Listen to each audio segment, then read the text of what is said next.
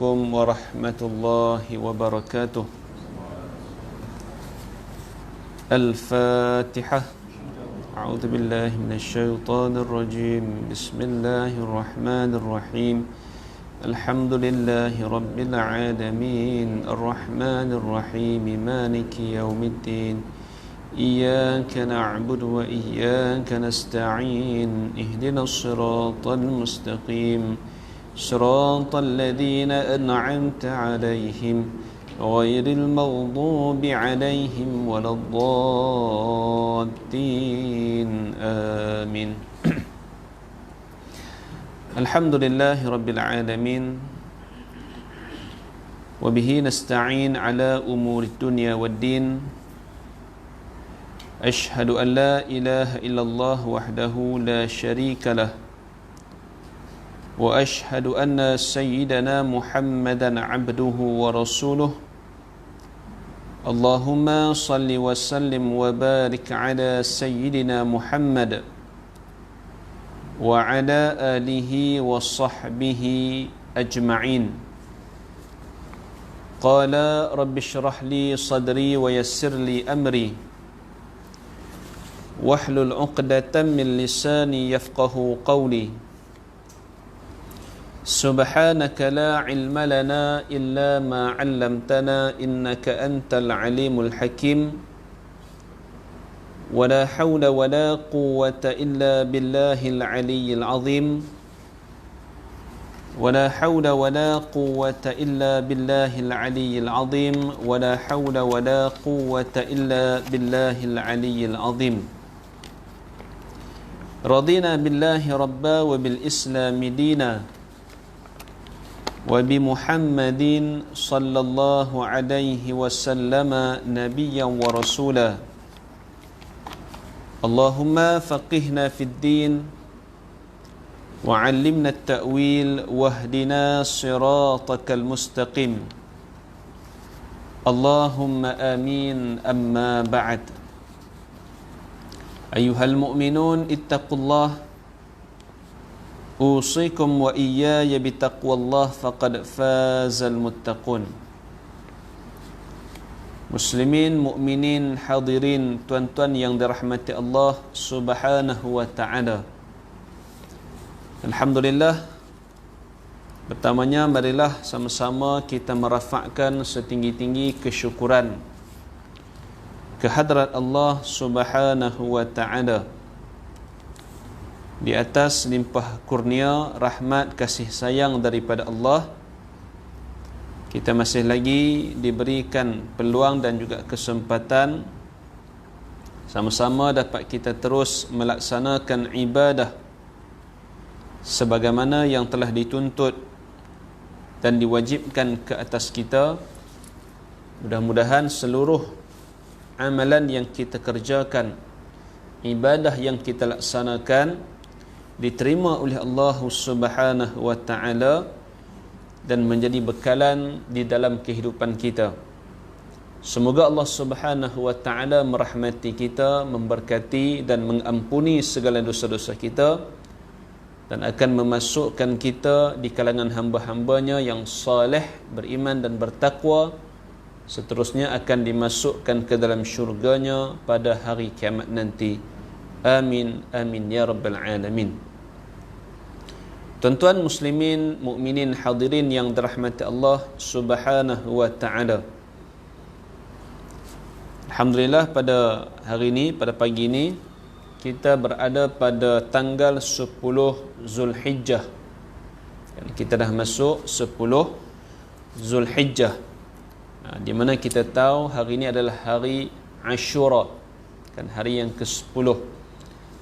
Banyak amalan dan ibadah yang dianjurkan untuk kita lakukan. Mudah-mudahan segala amalan dan ibadah kita pada 10 Zulhijjah ini ataupun dalam bulan Muharram ini secara khususnya akan mendapat rahmat dan diperkenankan oleh Allah Subhanahu wa ta'ala.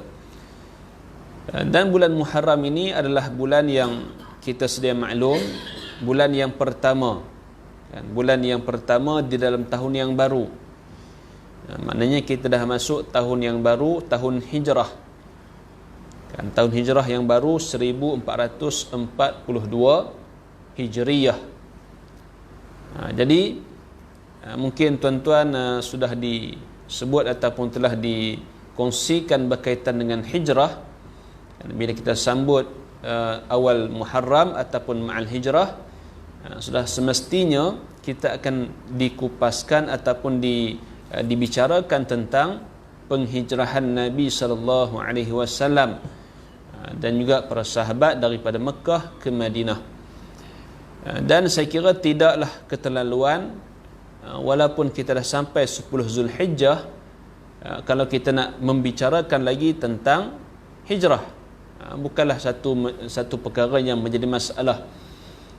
Dan kalau kita melihat hadis yang mana Nabi SAW menyentuh soal niat, kan, hadis yang selalu diulang-ulang sebut, hadis yang selalu dibacakan kepada kita, bahawa baginda Nabi SAW telah bersabda, innamal a'malu binniyat. Kan, hadis ini hadis yang masyhur, hadis yang sahih, dikeluarkan oleh Imam Al-Bukhari. Baik, hadis ini kalau kita lihat secara panjangnya, pasal hadis ini bukan terhenti setakat innamal a'malu binniyat sahaja. Bahkan hadis ini dia ada sambungannya lagi. Nabi SAW menyebut innamal a'malu binniyat wa innama likulli imri'in ma nawa. Faman kanat hijratuhu ila Allah wa rasulih fahijratuhu ila Allah wa rasulih. Faman kanat hijratuhu lidunya yusibuha aw imra'atin yankihuha fahijratuhu ila ma hajara ilaih. Itu dia punya teks penuh hadis yang Nabi SAW bicarakan. Baik, dalam hadis ini Nabi menyebut sesungguhnya segala amalan itu dinilai pada niatnya. Kan, apapun amal yang kita lakukan, setiap tindakan kita, setiap pekerjaan kita dihitung dan dinilai, ditimbang berdasarkan kepada niat. Apa niat kita? Apa nawaitu kita? Maka pada niat itulah akan dibalas. Kalau niat kita kerana Allah, maka itulah yang akan dapat. Kalau niat kita kerana nak dipuji, maka kita dapat pujian. Kalau kita niat kerana nak dapat sanjungan, maka sanjungan. Apa yang kita niat, maka itulah yang kita akan dapat.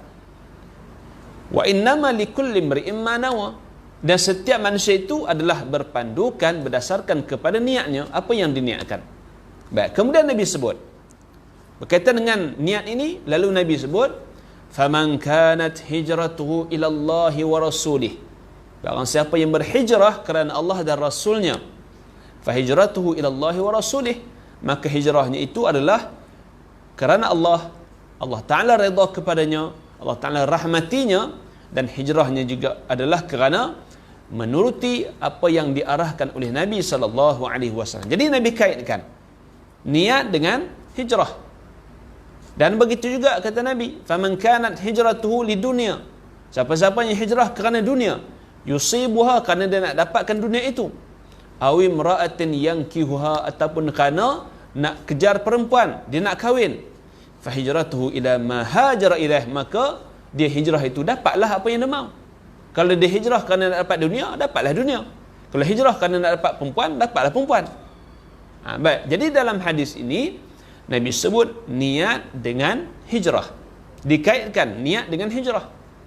Baik tuan-tuan, niat ini benda yang selalu kita ulang. Sehari saja berapa kali kita memasang niat daripada bangkit tidur tadi, kemudian kita datang ke surau, kan, kita berwuduk di rumah, kemudian kita semayang, kemudian kita duduk dalam majlis ilmu, selagi dah habis kita nak balik rumah, kita akan pasang niat. Apa lintasan dalam hati kita?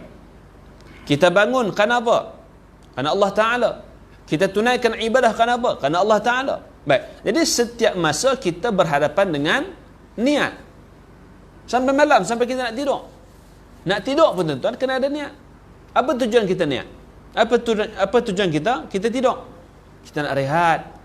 Dengan rehat itu, tubuh badan kita bertenaga, kemudian kita boleh melakukan ibadah. Baik. Jadi ada niat.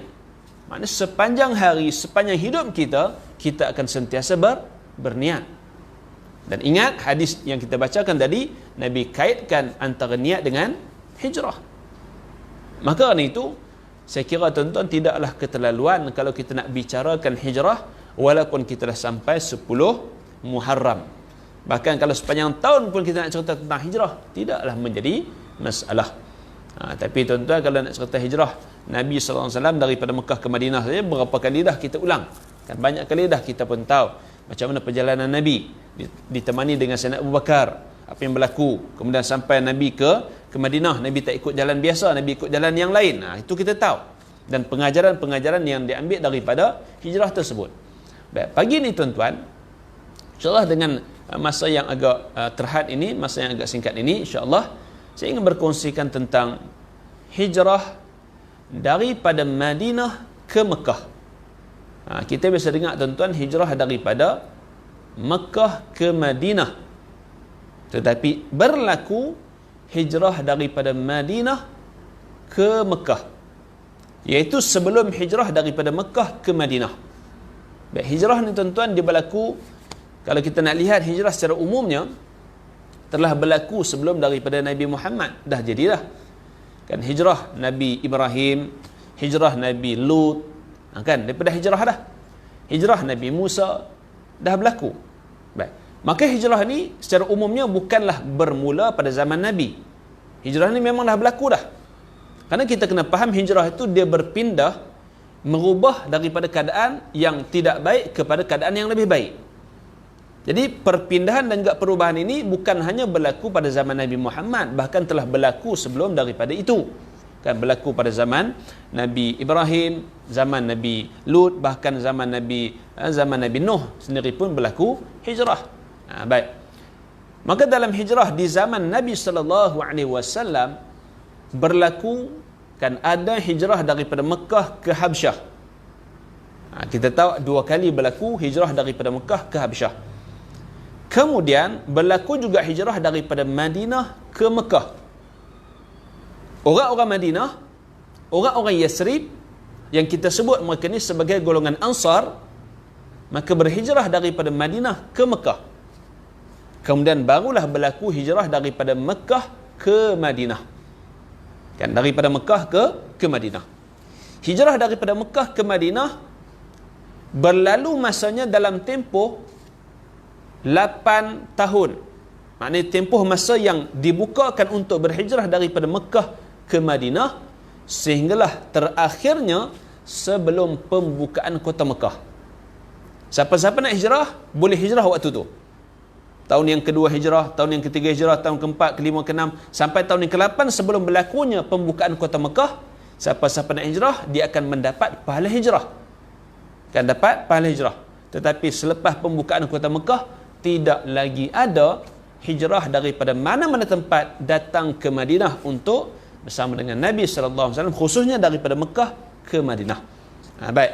Pagi ni saya nak sebutkan tadi kita nak bicarakan tentang hijrah daripada Madinah ke Mekah. Baik, ada beberapa orang sahabat mereka ini adalah penduduk Madinah, yang mana mereka ini telah datang daripada Madinah berhijrah untuk duduk berdampingan bersama-sama dengan Nabi SAW, dan Nabi masih lagi berada di Mekah. Di antara mereka itu pertamanya seorang sahabat yang bernama Zakwan bin Abdi Qais. Zakwan bin Abdi Qais Al-Khazraji. Mungkin nama ni kita jarang dengar. Kan kita dengar siapa dia? Zakwan main bola. Kan hak main Malaysia tu kan, Zakwan. Itu kita kenal lah. Ini sahabat Nabi namanya Zakwan bin Abdi Qais Al-Khazraji. Baik, beliau ni orang Madinah.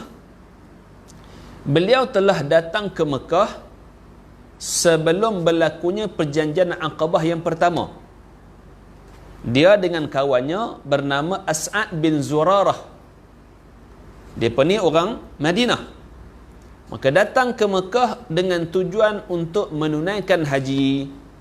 Baik, ibadah haji ni tuan-tuan kita tahu telah diamalkan sebelum daripada Nabi Muhammad. Orang Arab akan datang ke Mekah, dia akan buat haji di sana. Orang-orang Madinah datang, kan, orang-orang Yaman datang, orang-orang tanah Hijaz datang. Ramai orang Arab akan datang ke Mekah pada bulan haji untuk menunaikan haji. Cuma amalan mereka itu adalah bercanggah lah, tak sama seperti mana yang disyariatkan kepada Nabi Muhammad sallallahu alaihi wasallam.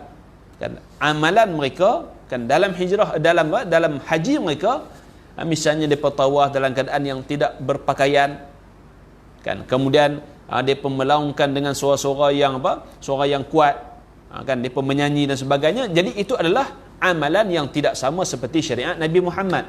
Kan syariat Nabi Muhammad tawafnya dalam keadaan yang berpakaian, maknanya ada kain yang menutup badan. Baik. Orang yang buat haji kan, dia ada pakaian dia, pakai ihram. Kalau orang-orang Arab dahulu melakukan haji, maka dalam keadaan yang bertelanjang, tidak berpakaian. Baik, jadi itu syariat ataupun syariat Nabi yang telah mengubah apa yang dilakukan oleh orang Arab dahulu. Baik, jadi pada tahun tersebut Zakwan bin Abdi Qais dengan kawannya As'ad bin Zurarah, maka berdua ni daripada orang Khazraj. Kan Madinah ni dia ada dua kaum yang besar. Satu kaum Khazraj, satu lagi kaum Aus. Dua kaum ini. Jadi mereka datang ke Mekah dengan tujuan untuk melaksanakan haji. Mereka ada kawan, mereka ada kenalan yang duduk di sana, namanya Utbah bin Rabi'ah. Utbah bin Rabi'ah. Utbah ni dia orang Mekah. Utbah ni siapa dia tuan-tuan? Utbah ni dia adalah ayah kepada Hindun. Ayah kepada Hindun. Hindun ni siapa dia? Hindun ni adalah isteri kepada Abu Sufyan. Kalau kita lihat dalam peperangan, kan, dalam peperangan Uhud, Hindun telah menyuruh Wahsy untuk membunuh Hamzah. Hamzah ni siapa dia? Pak penakan Nabi. Pasal dalam peperangan Badar, Hamzah telah membunuh Utbah. Utbah ni ayah kepada Hindun. Jadi Hindun nak balas dendam, dia suruh Wahsy bunuh Hamzah, dan kemudian tuan-tuan dia buat apa? Dia membelah, kan, badan, ambil hati, kan, mengambil jantung, dan dia makan. Dia marah sungguh kepada Hamzah. Sebab itu Hindun ni tersenarai. Kalau kita tengok dalam pembukaan kota Mekah, Hindun ini adalah salah seorang daripada nama-nama yang disenaraikan oleh Nabi, tak ada pengampunan. Mereka tu akan dijatuhkan hukuman. Kan, dijatuhkan hukuman mati. Tapi tuan-tuan, Hindun dijumpa dengan Nabi, dia minta maaf, minta pengampunan, lalu Nabi ampunkan. Baik, kemudian dia masuk Islam lah. Hindun dia masuk Islam. Baik, jadi cerita dia tuan-tuan, Zakwan dengan kawannya As'ad bin Zurarah, dia pergi ke Mekah dengan tujuan untuk buat haji. Bila jumpa dengan Utbah di rumah Utbah, sembang-sembang lah. Kan, sembang, cerita di tempat masing-masing. Kan, Zakwan cerita tentang di Madinah. Kami di Madinah ni bergaduh lama dah dengan Aus. Kan, keli lama dah. Dia bercerita tu lah. Kemudian Utbah pula cerita, kami di Mekah duk bergaduh jugalah ni. Bergaduh pasal apa? Ada seorang bawa mai ajaran baru. Nama dia Muhammad bin Abdullah. Dia daripada keluarga yang ternama. Kan, orang yang daripada keluarga yang ternama di kalangan orang Quraisy, orang Mekah. Jadi dia cerita. Jadi tuan-tuan, kalau kita lihat balik, orang-orang Madinah telah terdedah. Orang Madinah telah terdedah dengan orang-orang Yahudi. Orang Yahudi dia cerita. Orang Yahudi kata nanti akan datang Nabi akhir zaman. Nabi akhir zaman tu akan menyelamatkan kita, akan membawa kita daripada kesesatan. Jadi orang Yahudi dah cerita dah kepada orang Madinah. Maka tuan-tuan, bila Zakwan bin Abdi Qais dengan As'ad bin Zurarah dengar perihal Nabi ini yang diceritakan oleh Utbah bin Rabi'ah, dia kata ada lelaki mengaku kata Nabi. Maka tuan-tuan, Zakwan dengan As'ad rasa tertarik untuk lebih mendekati dan lebih mengenali. Maka dia bertanya kepada Utbah, lelaki itu ada di mana? Dia tak tahu mana? Jawab Utbah, dia ada dekat masjid. Kan, Masjidil Haram lah. Ada di sana. Baik. Maka kata Utbah, hampa kalau nampak dengan dia, jumpa dengan dia, jangan pergi dekat. Jangan dengar apa pun yang dia kata. Pasal kalau dia kata-kata, hampa akan tertarik dan hampa akan disihir oleh dia. Hati-hati. Kan kata Utbah memberi amaran kepada Zakwan dan juga As'ad. Jangan pergi dengar sangat. Jadi As'ad dan juga Zakwan kata tak apalah. Dan kami pun memang nak pergi buat tawaf. Nak pergi ke masjid. Maka Utbah kata, hampa nak pergi boleh. Tapi ingat, jangan dengar apa yang dia kata. Eloknya hampa buhlah kain ke buh kapas ke dalam telinga supaya tak dengar apa yang dia cerita tu. Tak apalah, depa pun pergi kan buhlah kapas di telinga. Bila tawaf pusing tengok nampak Nabi duduk di hujung sana bersama dengan sekumpulan di kalangan para sahabat. Nabi duduk cerita tentang Islam. Baik. Tawaf pusing 1 2 sampai habis. Bila dah habis tuan-tuan depa pun jom kita try pergi tengok. Dengar no apa yang dia cerita. Bila pergi tuan-tuan bukalah dan bukalah kapas dengar. Bila dengar tak ada apa pun. Ajak kepada kebaikan dan ajak supaya berbakti kepada orang lebih dewasa ataupun orang tua, hormat kepada orang dewasa, kasih kanak-kanak. Benda yang elok, tak ada apa. Jangan menzalimi orang, jangan inaya orang. Itu benda-benda yang memang diketahui secara umumnya oleh manusia bahawa benda itu benda baik. Jadi bila dia dengar, apa yang kata dia ni bawa ajaran sesat? Dia ajak benda yang baik, kan? Tak ada masalah apa.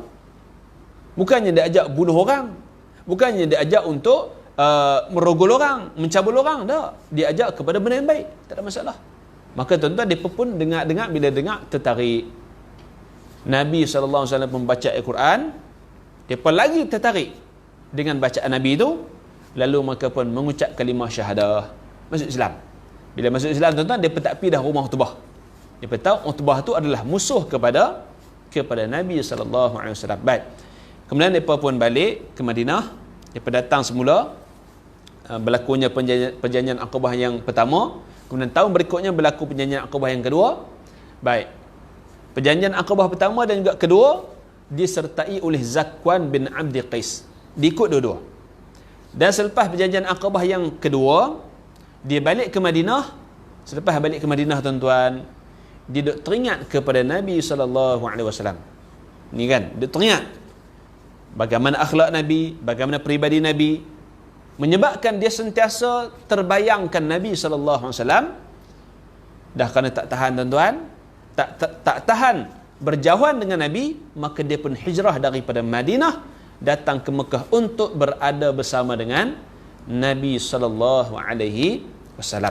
Itu sahabat yang pertama, namanya Zakwan bin Abdi Qais Al-Khazraji. Baik. Antara kisah tentang Zakwan ini, dia telah mengikuti peperangan Badar, peperangan yang pertama, dan telah mengikuti juga peperangan Uhud, peperangan yang kedua, dan dia gugur syahid dalam peperangan Uhud, peperangan yang kedua.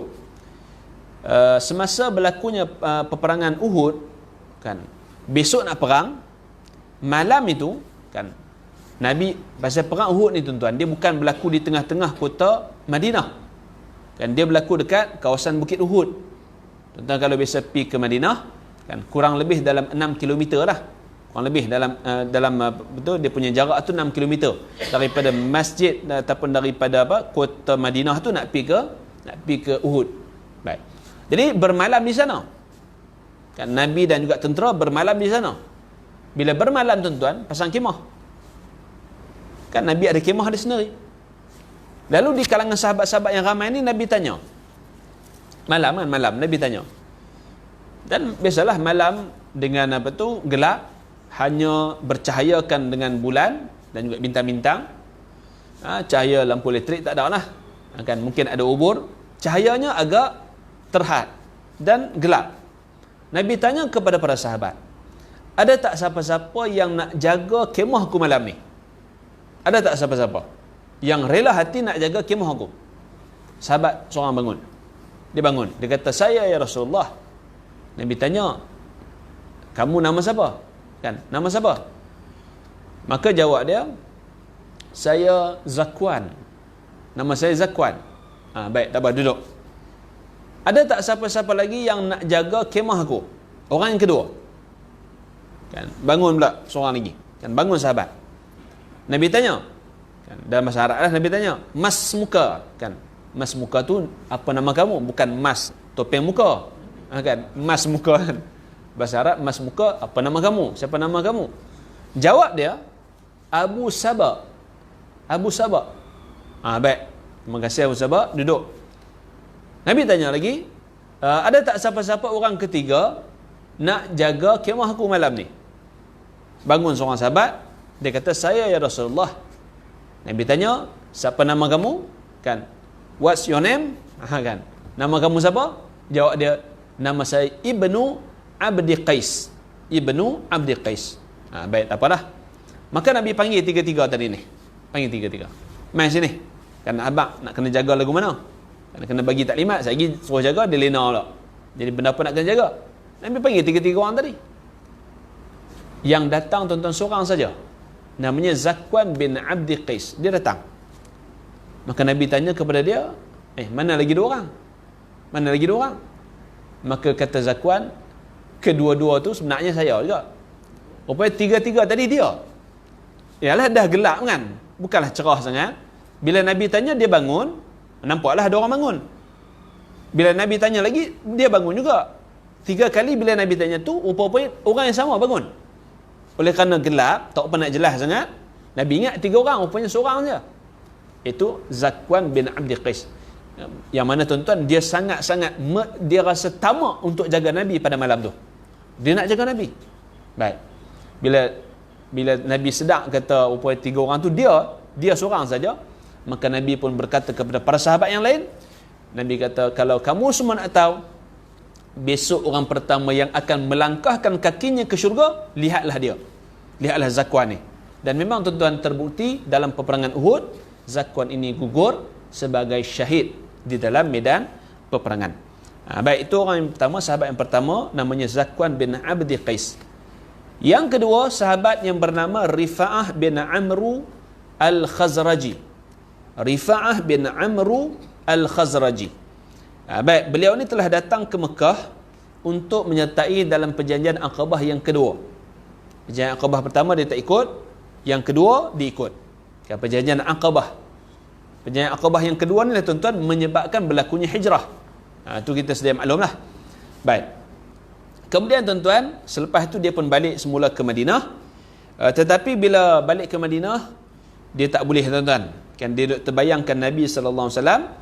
Lalu dia pun berhijrah daripada Madinah untuk datang ke Mekah, berada bersama-sama dengan Nabi SAW. Sampailah bila Nabi memberikan kebenaran dan juga mengarahkan sahabat berhijrah daripada Mekah ke Madinah, sahabat-sahabat daripada Madinah ni pun turut sama berhijrah, termasuk Zakwan tadi, dia hijrah daripada Mekah ke Madinah. Dan juga Rifa'ah ni dia turut berhijrah daripada Mekah ke Madinah selepas daripada arahan Nabi SAW. Dan Rifa'ah ni dia telah menyertai peperangan Badar dan juga peperangan Uhud, dan dia salah seorang yang gugur syahid di dalam medan peperangan Uhud. Dan cerita tentang dia ni tak banyak lah. Cerita tentang dia tak banyak. Hanya ada sebut. Kalau kita lihat dalam kitab-kitab sirah ataupun kitab sejarah, seperti kitab At-Tabaqat Al-Kubra karangan Ibn Sa'ad ataupun As-Sirah Nabawiyah karangan Ibn Hisham, kan cerita tentang para sahabat ini. Kalau sebut tentang Rifa'ah ni, dia tak banyak sangat kisah tentang dia. Tapi dia tersenarai daripada sahabat-sahabat yang hijrah daripada Madinah ke Mekah. Baik, yang ketiga, sahabat yang ketiga namanya Ziyad bin Labid Al-Khazraji. Ziyad bin Labid Al-Khazraji. Itu nama dia, Ziyad bin Labid Al-Khazraji. Dia adalah salah seorang yang turut menyertai di dalam perjanjian Aqabah yang kedua. Kemudian dia balik ke Madinah. Yang mana tuan-tuan, bila dia telah memeluk agama Islam, apa yang dia buat? Dia telah menghancurkan berhala yang menjadi sembahan kepada kaum Bayadah ataupun suku Bayadah. Dia ni daripada suku Bayadah. Kita tahu tuan-tuan, di Madinah ada Khazraj dan juga Aus. Kan? Khazraj di bawahnya itu dia ada kabilah-kabilah ataupun suku-suku. Dia ada suku Bayadah, dia ada suku Bani Salamah, dia ada Bani Salim, dia ada suku-suku. Macam kita lah Melayu tu dia ada Melayu itu, Melayu macam-macam Melayu kan. Jadi begitu. Jadi Ziyad bin Labid ini bila dia masuk Islam, dia pi kepada tempat sembahan berhala untuk suku dia, iaitu suku Bayadah, dia pecahkan, dia hancurkan. Kan pasal apa? Itu bukan Tuhan, maka dia hancurkan. Kemudian tuan-tuan, setelah mana beliau kembali, setelah dia balik ke Madinah, dia pun teringat kepada Nabi sallallahu alaihi wasallam. Kemudian dia berhijrah datang ke Mekah untuk berada bersama dengan Nabi sallallahu alaihi wasallam. Dia telah menyertai di dalam beberapa peperangan yang disertai oleh Nabi Muhammad. Mana-mana perang yang Nabi ikut, Ziyad bin Labid ini akan turut sama di dalam peperangan tersebut. Dan Nabi sallallahu alaihi wasallam telah melantik Ziyad bin Labid ini sebagai tenaga pengajar ataupun pendakwah yang dihantar ke Hadramaut di Yaman. Kan di Yaman ni ada satu tempat, satu kawasan namanya Hadramaut. Nabi hantar Ziyad bin Labid ini pergi ke sana untuk mengajarkan Islam kepada penduduknya. Maka dia pergi lah. Kan zaman Nabi itu dia pergi ke sana. Daripada Madinah dia pergi ke Hadramaut. Kemudian tuan-tuan, setelah Nabi wafat, dia masih duduk di sana lagi, duduk di Hadramaut. Datangnya zaman Sayyidina Abu Bakar, Sayyidina Abu Bakar masih mengekalkan lagi Ziyad bin Labid sebagai tenaga pengajar, sebagai pendakwah di Hadramaut. Bahkan tuan-tuan, pada zaman Sayyidina Abu Bakar berlakunya murtad, banyak murtad. Termasuklah yang murtad itu berlaku di Hadramaut. Maka Sayyidina Abu Bakar mengarahkan kepada Ziyad bin Labid untuk membentuk pasukan memerangi orang-orang yang murtad. Sejarah ni kita sedia maklumlah. Kan zaman Sayyidina Abu Bakar, antara yang dilakukan oleh Sayyidina Abu Bakar ialah memerangi orang-orang yang murtad untuk menjaga Islam itu. Baik, kemudian tuan-tuan, dia balik semula ke Madinah. Kan Ziyad bin Labid ini dia balik semula ke Madinah, dan dia meninggal dunia pada zaman pemerintahan Muawiyah bin Abi Sufyan, iaitu pemerintahan khilafah Bani Umayyah. Kan kekhilafahan Bani Umayyah. Baik, itu sahabat yang bernama Ziyad bin Labid Al-Khazraji. Kemudian selain daripada itu, yang keempat, sahabat yang bernama Al-Abbas bin Ubadah. Al-Abbas bin Ubadah Al-Khazraji. Beliau ni tuan-tuan, dikatakan mengikuti perjanjian Aqabah pertama dan juga kedua. Dan ada yang mengatakan dia hanya mengikuti perjanjian Aqabah yang kedua. Dan ada yang mengatakan dia termasuk di kalangan orang yang awal datang ke Mekah dan beriman dengan Nabi sallallahu alaihi wasallam. Itu Al-Abbas bin Ubadah Al-Khazraji. Dan dia ni dikenali dengan ucapan dia. Di dalam perjanjian Aqabah yang kedua, Al-Abbas bin Ubadah dia orang Khazraj. Dia telah menyampaikan ucapan kepada orang-orang Khazraj. Dan ucapannya masyhur. Orang kalau kita tengok dalam kitab-kitab sejarah, banyak menukilkan kata-kata dia. Apa dia kata? Wahai orang-orang Khazraj, apakah kamu akan membiarkan lelaki ini, maknanya Nabi Muhammad lah, apabila harta kamu musnah dan pemimpin-pemimpin kamu mati? Adakah kamu akan tinggalkannya? Ataupun kamu akan kekal bersama dengannya walaupun harta kamu musnah dan pemimpin kamu mati? Sekiranya kamu meninggalkannya, maka itulah kecelakaan. Kalau tinggalkan Nabi Muhammad, maknanya itu satu benda yang mendatangkan kecelakaan. Tapi kalau kamu masih kekal dengan dia, harta kamu musnah, rosak, hilang, pemimpin kamu mati ke, ataupun apa-apa berlaku, kamu masih kekal bersama dengan lelaki ini, dengan Nabi Muhammad, maka itulah keuntungan dunia dan juga keuntungan hari akhirat. Itu kata-kata daripada Al-Abbas bin Ubadah kepada orang-orang Khazraj. Dengan ucapan itu, tuan-tuan, orang-orang Khazraj mengatakan, kami akan kekal bersama dengan lelaki ini, dengan Nabi Muhammad, waktu senang ataupun waktu susah. Kami sakit ke, harta kami habis ke, kami akan kekal bersama dengan Nabi Muhammad sallallahu alaihi wasallam. Baik. Kemudian tuan-tuan, dia balik ke Madinah, kemudian datang semula berhijrah ke Mekah dan duduk di Mekah bersama dengan Nabi sallallahu alaihi wasallam. Dan bila Nabi berhijrah ke Madinah, dia pun turut sama berhijrah ke Madinah. Dan di Madinah, tuan-tuan, Nabi mempersaudarakannya dengan Uthman bin Maz'un. Uthman bin Maz'un ini dia orang Mekah. Al-Abbas bin Ubadah dia orang Madinah. Nabi mempersaudarakan kedua-dua mereka. Baik, kemudian tuan-tuan, dia telah mengikuti peperangan Uhud. Perang Badar dia tak ikut, perang Uhud dia ikut, dan dalam peperangan Uhud dia telah gugur sebagai syahid, kan, dia mati dalam peperangan Uhud. Itu sahabat yang keempat yang bernama Al-Abbas bin Ubadah. Yang kelima, sahabat bernama Abdullah bin Unais Al-Juhani. Abdullah bin Unais Al-Juhani, yang mana beliau ni tuan-tuan telah masuk Islam dengan sebab sahabat-sahabat yang pi perjanjian Aqabah pertama, orang-orang Madinah pi ke Mekah untuk melakukan perjanjian Aqabah yang pertama, mereka balik ke Madinah, dia pernah sebarkan Islam. Maka Abdullah bin Unais Al-Juhani telah memeluk Islam daripada tangan salah seorang maka yang ikut dalam perjanjian Aqabah yang pertama. Dan bila dia masuk Islam tuan-tuan, dia telah menghancurkan patung-patung ataupun berhala yang menjadi sembahan kepada Bani Salamah. Pasal dia ni sekutu kepada Bani Salamah. Dia masuk Islam, dia pi menghancurkan patung-patung yang menjadi sembahan kepada Bani Salamah. Dan Bani Salamah tak ada siapa pun ingkar perbuatan dia. Tak kata apa, senyap. Dan dengan sebab dia menghancurkan berhala-berhala itu, Bani Salamah masuk Islam. Pasal apa? Bani Salamah pun tengok-tengok, dia berfikir, hak tu bukan Tuhan. Tak boleh bagi manfaat, tak boleh bagi mudarat. Diri dia sendiri pun tak boleh nak pertahan. Dia kena pancung lagu tu saja. Perbuatan Abdullah bin Unais ini telah menyebabkan Bani Salamah memeluk agama Islam. Dan Abdullah bin Unais diikut dalam perjanjian Aqabah yang kedua. Kemudian dia balik ke Madinah. Sama juga tuan-tuan, sahabat ini tuan-tuan bila dah jumpa dengan Nabi, berpisah dengan Nabi tu rasa benda yang sangat berat. Dah jumpa dengan Nabi, duduk dengan Nabi, tengok Nabi, lihat akhlak Nabi kan.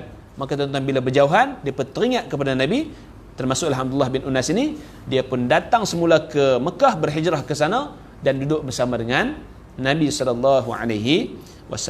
Baik, kalau cerita tentang Abdullah bin Unais ni, Abdullah bin Unais apabila dia pergi ke Mekah, duduk bersama dengan Nabi di Mekah, kan hijrah ke sana, Nabi telah memberikan satu tugasan kepada dia. Tugasan ni tuan-tuan berat. Tugasannya apa dia? Bunuh orang. Tugas dia kena bunuh orang. Bunuh siapa dia? Bunuh seorang lelaki yang bernama Khalid bin Sufyan Al-Huzali. Khalid bin Sufyan Al-Huzali. Kerana lelaki ini telah merancang dan mengumpulkan orang untuk membunuh Nabi SAW. Nak halang Nabi, nak sekat Nabi. Kan Nabi berdakwah, kan Nabi menyampaikan Islam. Maka Khalid bin Sufyan Al-Huzali ini, dia nak bunuh Nabi, dia merancang dan juga mengumpulkan orang-orang untuk pergi serang dan bunuh Nabi. Bila Nabi dapat maklumat ini, ialah Nabi ada wahyu kan, wahyu sampai kepada Nabi cerita tentang perancangan itu, maka Nabi memberikan tugasan kepada Abdullah bin Unais Al-Juhani ini untuk membunuh Khalid bin Sufyan. Waktu Nabi bagi tugas ni, Abdullah bin Unais tanya kepada Nabi, "Ya Rasulullah, rupa orang tu macam mana?" Pasal dia tak biasa jumpa, tak biasa tengok kan. Jadi Abdullah bin Unais tanya kepada Nabi, "Khalid bin Sufyan tu muka dia macam mana?" Nak tengok gambar memang tak ada gambar, kan? Tak ada kamera. Maka Nabi bagi clue kat dia. Khalid bin Sufyan ini orangnya kalau hang tengok, hang akan rasa takut, rasa gerun. Itu Nabi bagi clue lagu tu. Maka dia pun pergilah. Kan Khalid bin Sufyan ni duduk dekat kawasan berhampiran dengan Arafah, dekat kawasan Mina sana. Dia bukan duduk betul-betul dekat dalam kota Mekah. Dia duduk luar daripada kota Mekah, kan duduk dekat kawasan Arafah dekat Mina sanalah. Baik. Jadi dia pergilah. Kan Abdullah bin Unais ni pergi ke sana. Betul ya tuan-tuan, bila pergi tengok muka saja tu rasa takut, rasa gerun. Kan maknanya muka tu muka bengih, kan muka tu muka garang. Tengok tu terus rasa takut, rasa gerun. Tapi tuan-tuan, ini tugasan Nabi bagi. Kalau lari, maknanya dia lari daripada tugas. Padahal dia dah mengaku untuk taat kepada Nabi. Nabi suruh bunuh, maka kena bunuh jugalah. Tapi nak bunuh mestilah kena ada taktik. Kalau pi serang lagu tu ya, memang silap-silap dia yang kena bunuh. Baik, maka dia pi ya. Walaupun takut ni, tapi kerana ini tugas Nabi bagi, dia pergi kepada Khalid bin Sufyan. Bila pergi tuan-tuan, dia pun sembang lah, tanya kan, kamu Khalid bin Sufyan? Betul, ya. Aku dengar kamu sedang mengumpulkan orang untuk bunuh Muhammad, betul? Kata Khalid, ya betul. Maka kata Abdullah bin Unais, bolehkah saya ikut sama? Nak join sekali, boleh tak? Jadi ini tipu helah lah, tipu helah. Maka Khalid kata, boleh, sila. Baik, bila diterima, kan kawan tu pun tengok atas bawah, okey boleh, terima. Tak apalah. Maka Abdullah bin Unais pun sembang, tuan-tuan, sembang ni macam dah lama kenal. Kan sembang buat apa? Buat ramah. Tanya macam-macam lah, sembang buat ramah. Jadi berjalan sekali ni, jalan.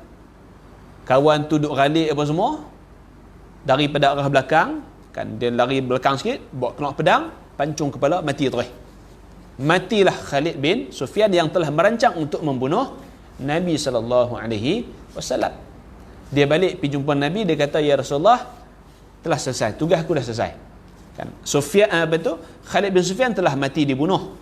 Kan dibunuh oleh siapa? Abdullah bin Unais al-Juhani ni. Kemudian Nabi memberikan hadiah kepada dia. Kerana dia berjaya bunuh Khalid bin Sufyan ni, Nabi bagi hadiah. Apa hadiah dia? Nabi bagi satu tongkat, sebatang tongkat. Dapat tu seronok ah. Dia pun keluar. Bila keluar, tuan-tuan, sahabat lain tanya, Abdullah, hang buat tongkat tu. Tongkat benda apa? Nabi bagi. Untuk apa? Oh, lupa nak tanya untuk apa. Kan kot suruh pegang saja ke apa? Kan dia dapat tu seronok. Dia ingat untuk apa? Dia terlupa nak tanya untuk apa. Dia pergi tanya kepada Nabi, ya Rasulullah, tongkat ni untuk apa? Nabi kata, tongkat itu adalah sebagai tanda kita mengenali antara satu sama lain besok di hari akhirat. Sebagai tanda. Besok di hari akhirat, dengan tongkat ini, maknanya kita mengenali di antara satu sama lain. Maka Abdullah bin Unais, tuan-tuan, dijaga sungguh tongkat ini. Sampai dia nak mati, dia telah berwasiat, dia minta supaya tongkat itu ditanam bersama-samanya di dalam liang lahat. Diminta. Baik, itu di antara sahabat lah. Kan Abdullah bin Unais al-Juhani, dia orang Madinah, dia berhijrah untuk datang ke Mekah bersama-sama dengan Nabi SAW. Baik, last kali tuan-tuan, seorang sahabat lagi namanya Uqbah bin Wahab bin Kildah al-Ghatafani. Uqbah bin Wahab bin Kildah al-Ghatafani. Dia juga sama, tuan-tuan, daripada Madinah datang ke Mekah, berhijrah ke Mekah untuk berada bersama-sama dengan Nabi SAW. Itulah di antara kisah-kisah ataupun beberapa orang sahabat, kan, senarai nama ataupun mereka yang terlibat di dalam hijrah daripada Madinah datang ke Mekah bersama-sama dengan Nabi SAW. Walaupun kita tahu antara Madinah dengan Mekah, tempat yang lebih kondusifnya adalah Madinah. Tapi mereka ni pilih untuk datang ke Mekah, walaupun di Mekah ni tekanan dan juga permusuhan daripada orang Quraisy sangat kuat. Tapi sahabat-sahabat ni sanggup datang ke Mekah kerana apa, tuan-tuan? Untuk berada bersama-sama dengan Nabi SAW. Dan selepas itu mereka pun hijrah semula ke Madinah dengan sahabat-sahabat yang lain dan juga bersama-sama dengan Nabi SAW. Jadi mudah-mudahan tuan-tuan ada kebaikan, ada manfaat yang dapat sama-sama kita kongsikan pada pagi ini. Kan mudah-mudahan Allah Subhanahu Wa Taala merahmati dan memberkati hidup kita semua. Terima kasih kepada tuan-tuan yang hadir banyak-banyak di atas segala kekurangan dan juga ketaksiran. Sesungguhnya yang baik itu datangnya daripada Allah Subhanahu Wa Taala, yang buruk, yang lemah itu daripada diri saya sendiri. Hakikatnya semua adalah daripada Allah Subhanahu Wa Taala. أقول قولي هذا وأستغفر الله العظيم لي ولكم والحمد لله رب العالمين. بسم الله الرحمن الرحيم. الحمد لله رب العالمين وبه نستعين والصلاة والسلام على أشرف الأنبياء والمرسلين وعلى آله وصحبه أجمعين. اللهم علمنا ما ينفعنا وانفعنا بما علمتنا وزدنا علما وارزقنا فهما. اللهم أرنا الحق حقا وارزقنا اتباعه وأرنا الباطل وارزقنا اجتنابه. اللهم اجعلنا ممن يستمعون القول فيتبعون أحسنه ولا تجعلنا ممن يستمعون القول فيتبعون أسوأه. Ya Allah, jadikanlah kami dari golongan yang mendengar nasihat serta beramal dengannya, dan janganlah jadikan kami dari golongan yang tidak mendengar nasihat serta tidak beramal dengannya. wa sallallahu ala sayyidina Muhammad wa ala alihi wa sahbihi wa baraka wasallam. Walhamdulillahirabbil alamin. Assalamualaikum warahmatullahi wabarakatuh.